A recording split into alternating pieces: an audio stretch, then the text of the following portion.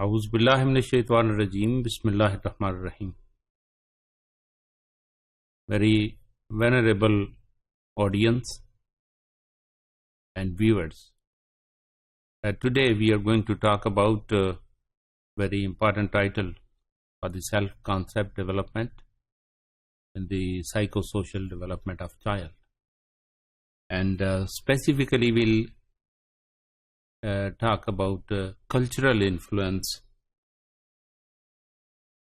First of all, if we consider that the culture is important for the self-concept development. Why?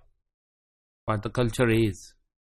Culture is around the child environment and the people living and how they are living, their habits, their style of wearing different dresses, and how they sit together, how they deal with each other, how they deal with other persons coming outside the family. तो ऐसा माहौल जो है वो बच्चे को influence करता है. और अब कल्चर फर्द की सेल्फ डेवलपमेंट के लिए कितना रोल प्ले करता है. तो we expect more and more कि जो बच्चा अपने कल्चर में पनपता है और जिस तरह फैमिली में एक कल्चर है दूसरे को पुकारने का, दूसरे के साथ बात करने का स्टाइल और एनकरेजमेंट देने का स्टाइल, या एक कमांडिंग स्टाइल है, एक ह्यूमिलिएटिंग स्टाइल है, और इस तरह के जो रिफ्लेक्शंस हैं ऑफ बिहेवियर वो बच्चे के अंदर उसका जो सेल्फ कॉन्सेप्ट है उसको बेहतर बना सकते हैं अगर वो पॉजिटिव है. अगर उसमें नेगेटिव इम्पैक्ट देखने में आता है तो that will definitely affect the self concept of child. And so how we can check that the influence of culture should be positive.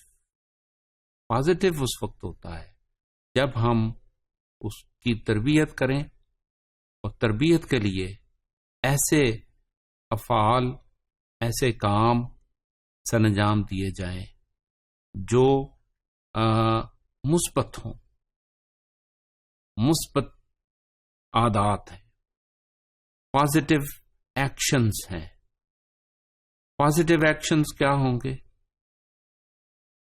क्या लाउड वॉइस, चीखना, चिल्लाना, क्या ये पॉजिटिव है? No.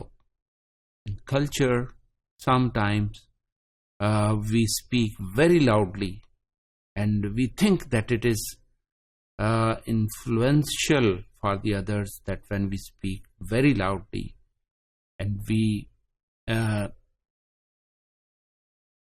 speak with very loud voice and our sound is impacting others, influencing others. So we to be very polite, we to learn from these influences कि culture के अंदर भारत जहाँ पे हम तजादात देखते हैं या जिसमें उसके मुख्तलिफ असरात देखते हैं और उसके असरात बच्चों पर मुरतब होते हैं और उनके सेल्फ कंसेप्ट पर मुरतब होते हैं, ऐसी सूरत में हम उस माशरे में, उस कल्चर में तब्दीली ला सकते हैं.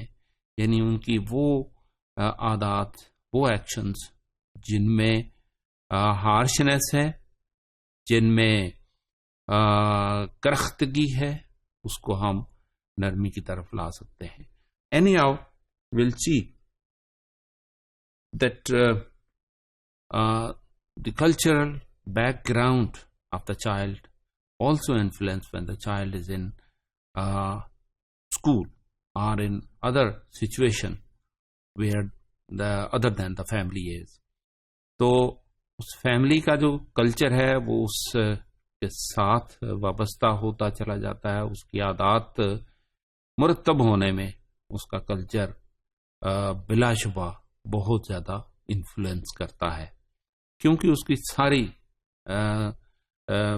एक्शंस की, बिहेवियर की तामीर उसकी फैमिली के रिफ्लेक्शंस यही बुनियाद पर होती है, और उसके ख़ास तौर पर पेरेंट्स, ख़ास तौर पर उसकी फैमिली मेंबर्स और बेबी सिटर या केयर गिवर, इन तमाम के साथ जो कल्चर वाबस्ता होता है वो बच्चे के बिहेवियर का हिस्सा बनता चला जाता है, और उसका वो बैकग्राउंड कहलाता है। जब वो दूसरी सिचुएशन में होता है, जब वो दूसरी फैमिली में होता है, जब वो दूसरी ऑर्गेनाइजेशन में कदम रखता है, तो वहाँ पर उसका बैकग्राउंड उसको सपोर्ट कर रहा होता है, और वो नई चीज़ें सीख रहा होता है, उसके बिहेवियर के अंदर वो आ रही होती हैं, लेकिन यह है कि that is dominantly present, its background.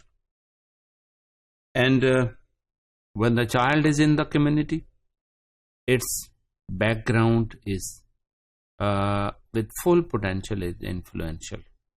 उसे अपनी बात, अपनी माँ की बात की लैंग्वेज, उसका लहजा, उसका स्टाइल ऑफ एक्शन, उसके जेस्चर्स और उसकी अपनी फीलिंग्स, उसका अनकॉन्शियस सारे का सारा जो है ना वो that is filled in with family cultural actions. So when the child is interacting in the community, in that situation the child is well influenced by the culture, and sometime this culture is going to be transmitted to the others persons, other society members, या दूसरे बच्चे हैं उन तक वो मुंतकिल होता है. लेकिन दूसरे बच्चों का कल्चर उनके बैकग्राउंड के साथ वाबस्ता है, तो ये एक नया कल्चर एक दूसरे के साथ जब इंटरमिंगल होता है तो एक कम्युनिटी का कल्चर डेवलप होता है, और उसमें मुख्तलिफ कल्चर के असरात हम देखते हैं, वो नमूदार होते हैं.